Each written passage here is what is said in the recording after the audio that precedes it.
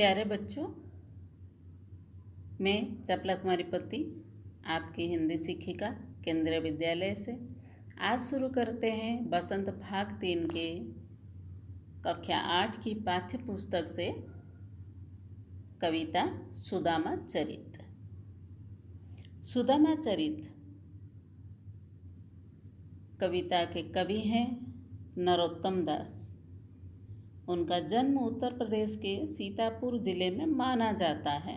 उनका समय 1550 के आसपास माना जाता है। उनकी सुदामा चरित्र कृष्ण सुदामा पर आधारित एक बहुत ही सुंदर रचना है। इस रचना को दोहे के रूप में प्रस्तुत किया गया है जो ब्रजभाषा में लिखी गई है, लेकिन ऐसा लगता है जैसे यह दोहा न होकर श्री कृष्ण और सुदामा की कथा पर आधारित कोई नाटक ही प्रस्तुत हो रहा है। अब आते हैं पहले पंक्ति पर। शीस पगाना झंगा तन में प्रभु, जाने को अही बसे कही ग्रामा। धोती फटी सी लटी दुपटी, और उपाय उपानहु के नहीं सामा। द्वार खड़े द्विज दुर्बल एक, रहियो चकीसो वसुधा अभिरामा। पूछत दीन दयाल के धाम, बतावत अपनो नाम सुदामा। श्री कृष्ण के बचपन के मित्र सुदामा अपनी पत्नी के आग्रह पर या कहने पर कुछ आर्थिक सहायता पाने की आशा में उनकी नगरी द्वारिका में पैदल चलते हुए आ पहुँचते हैं। कवि ने इस पंक्ति में उस समय के दृश्य का वर्णन किया है जब सुदामा श्री कृष्ण के महल के सामने खड़े थे। तब द्वारपाल ने महल के अंदर जाकर श्री कृष्ण को बताया कि प्रभु, बाहर महल के द्वार पर एक गरीब ब्राह्मण व्यक्ति खड़ा है। यहाँ पर सुदामा की दीन दशा का वर्णन है, वो किस तरह दिख रहा है ये बताया गया है। देखो, बहुत ही दयनीय अवस्था में है और वह आपके बारे में पूछ रहा है। शीस पंगाना झंगा तन में प्रभु, जाने को आही बसे कही ग्रामा। उसके सिर पर ना तो पगड़ी है और ना ही उसके शरीर पर कोई कुर्ता है। पता नहीं वह किस गांव से चलकर आया है। धोती फटी सी लटी दुपटी, और उपाय उपानहों को नहीं सामा। वह फटी हुई धोती और गमछा पहने हुए है, उसकी पैरों में जूते भी नहीं हैं। द्वार खड़े दीज दुर्बल एक, रहियो चकीसा वसुधा अभिरामा। द्वारपाल आगे कह रहा है कि दरवाजे पर खड़ा हुआ वह गरीब ब्राह्मण कमजोर सा है। वह हैरान होकर पृथ्वी और कभी महल को ही देख रहा है। वह द्वारिका नगरी को देखकर बहुत हैरान है। पूछत दीन दयाल को धाम, बतावत अपना नाम सुदामा। वह दीनदयाल अर्थात श्री कृष्ण जी आपके बारे में और आपका निवास स्थान पूछ रहा है। वह अपना नाम सुदामा बता रहा है। अब आते हैं दूसरे पंक्ति पर। ऐसे बेहाल बिबाइन सो, पग कंटक जाल लगे पुनि जोए। हाय महादुख पायो सखा, तुम आए इते न किते दिन खोए। देखी सुदामा की दीन दशा, करुणा करी के करुणा निधि रोए। पानी परात को हाथ छुयो नहीं, नैनन के जल सो पग धोए। इस पंक्ति में कृष्ण के मिलन तथा सुदामा की दीन अवस्था व कृष्ण की उदारता का वर्णन किया गया है। श्री कृष्ण सुदामा के बारे में सुनकर दौड़कर बाहर आए तथा सुदामा को बेहाल देखा। ऐसे बेहाल बिबाइन सो, पग कंटक जाल लगे पुनि जोए।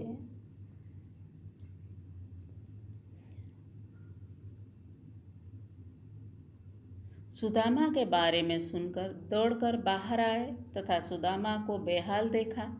सुदामा के बिबाइन की अर्थात फटी एड़ियों से भरे पैर से श्री कृष्ण ने खोजकर कांटे निकाले, प्रेम से बोले, हाय महादुख पायो सखा, तुम आए इतना किते दिन खोए। हे मेरे परम मित्र, तुमसे अलग होना मेरे लिए बड़ा दुख था, और तुम इतने दिन कहाँ रहे, इतने दिन गवा दिए, यहाँ आए नहीं। ऐसे सुदामा की दीन दशा करुणा करी के करुणा रिधि रोए। पानी परात को हाथ छुओ नहीं, नैनन के जल सो पग धोए। सुदामा का ऐसा हालत देखकर दया के सागर श्री कृष्ण दया से रो पड़े। उन्होंने सुदामा के पैर धोने के लिए मंगाई पानी की परात को हाथ नहीं लगाया, बल्कि अपने आंसुओं से ही पैर धो डाले। अर्थात यहाँ अतिशयोक्ति वर्णन है, यानी बात को ज़्यादा ही बढ़ा चढ़ा कर वर्णन किया गया है।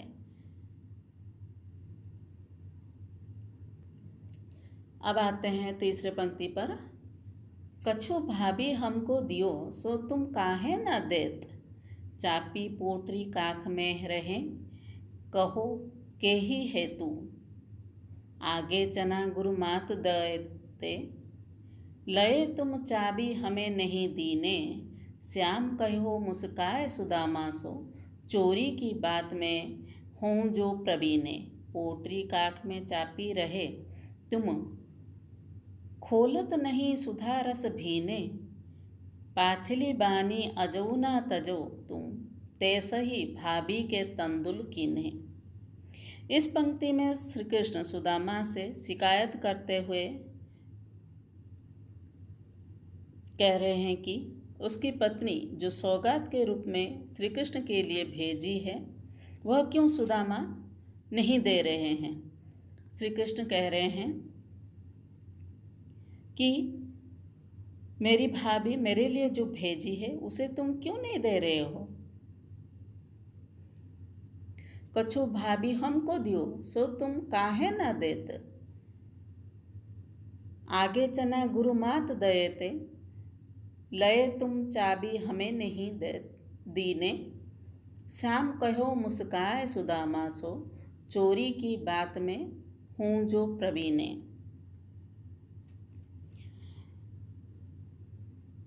श्री कृष्ण कह रहे हैं कि भाभी मेरे लिए जो भेजी है उसे तुम दो, उसे तुम क्यों नहीं दे रहे हो। कृष्ण उस पर ताना मारते हुए यह भी कह रहे हैं कि जैसे बचपन में आश्रम में पढ़ते समय गुरु माँ द्वारा दिए गए चने को तुम खुद खा लिए थे, वैसे ही अब भी तुम भाभी के भेजे सौगात को या तोहफा को नहीं दे रहे हो। तुम चोरी करने में तो कुशल हो, प्रवीण हो। यह पोटली जो है तुम छिपा रहे हो। पोटरी कांख में चापी रहे, तुम खोलत नहीं सुधा रस भीने। पाछली बानी अजौ न तेजो, तुम तैसे ही भाभी के तंदुल कीने। अब श्री कृष्ण जी कह रहे हैं कि उसमें कितनी सुगंधित अमृत की खुशबू आ रही है। क्या वो पोटली तुम उन्हें नहीं देने वाले हो? क्या उसकी पिछले दिनों की आदत अब तक नहीं गई है जिसे तुम छिपा रहे हो? अब आते हैं चौथे पंक्ति पर। वह पुलकनी वह उठी मिलनी, वह आदर की बात, वह पठवनी गोपाल की कछु न जानी जात। कहा भयो जो अब भयो, हरि को राज समाज। घर घर कर ओढ़त फिरे, तनक दही के काज। हों आबत नाही हुते, वाही पठायो ठेली। अब कहियो समझाई के बहुधन धरियो सकेली। इस पंक्ति में श्री कृष्ण सुदामा को खाली हाथ भेज देते हैं। इससे सुदामा को बहुत बुरा लगता है। सुदामा सोच रहे हैं कि जब वह यहाँ आया तो श्री कृष्ण बहुत प्रसन्न हुए थे, वे उठकर गले मिले थे, सुदामा को बहुत आदर सम्मान दिया था, पर विदाई के समय खाली हाथ भेजने की बात सुदामा को कुछ समझ में नहीं आ रहा था। तो श्री कृष्ण तो सुदामा की मुट्ठी भर चावल खा ही दिए हैं और कुछ भर धन दौलत भी उन्हें नहीं दिए हैं। वो कह रहे हैं कि वो बड़े आदर से तो मिला, वह पुलकनी वह उठी मिलनी, वह आदर की बात, वह पठबनी गोपाल की कछु न जानी जात। अब सुदामा जी कह रहे हैं कि वह तो बड़े आदर से मिले, लेकिन उनकी पत्नी जो है इस बात को नहीं जानती है, वही उन्हें भेजी हैं। ये वही श्री कृष्ण हैं जो थोड़े से दही के लिए घर घर घूम रहे थे। घर घर कर ओढ़त फिरिए तनक दही के काज। वह भला उसे क्या देंगे, वह तो पहले से ही माखन चोर में के नाम से प्रसिद्ध है। लेकिन हाँ, आबत नहीं हूँ तो वही पठयो ठेली, अब कहियो समझाई के बहुत धन धरियो सकेली।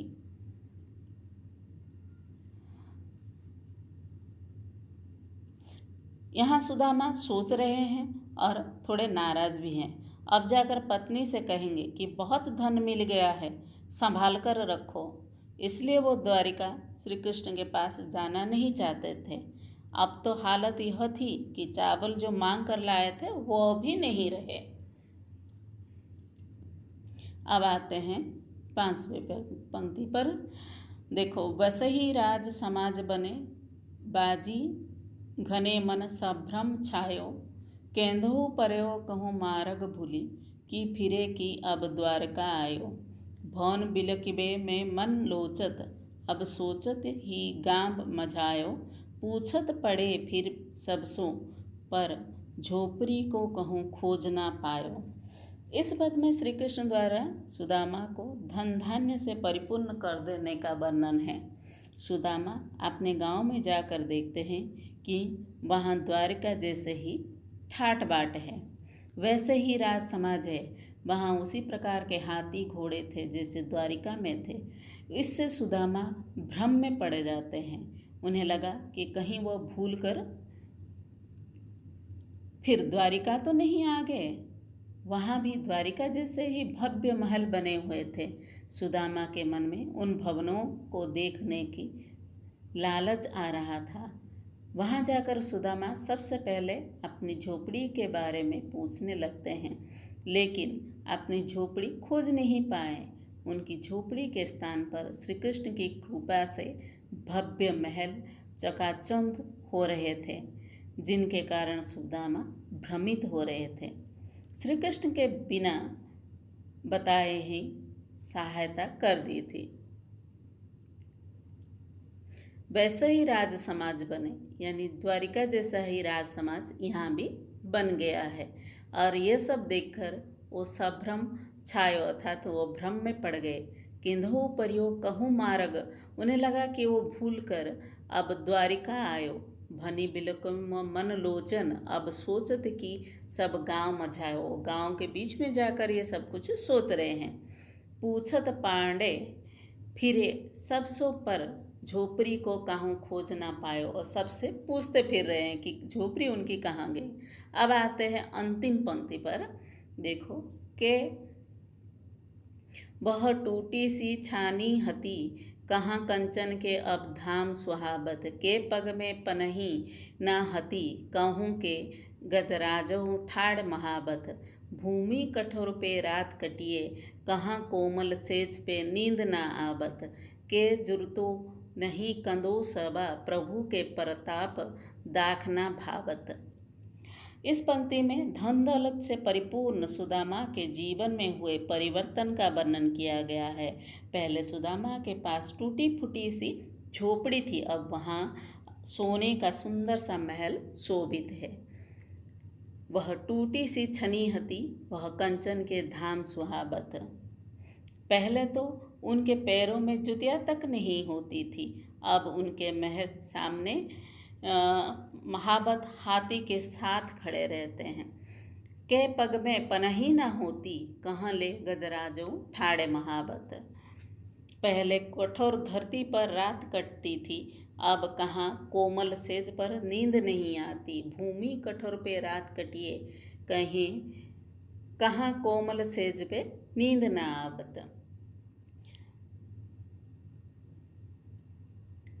के जुरतो नहीं कंदो सबा, प्रभु के प्रताप तो देखी ना आवत। दाख ना भावत। कहाँ यह हालत थी कि टूटे फूटे से चावल खाने को नहीं मिलता था, खुद कौंदा नहीं मिलता था। अब श्री कृष्ण के कृपा से किशमिश मुनका उपलब्ध है और वो भी उन्हें अब अच्छे नहीं लग रहे हैं। इस तरह सुदामा के जीवन में श्री कृष्ण की कृपा से बहुत परिवर्तन आ गया है। यह कविता जो है ब्रज भाषा में लिखी गई है, बहुत ही सुंदर कविता है। अच्छा तो बच्चों, अब धन्यवाद।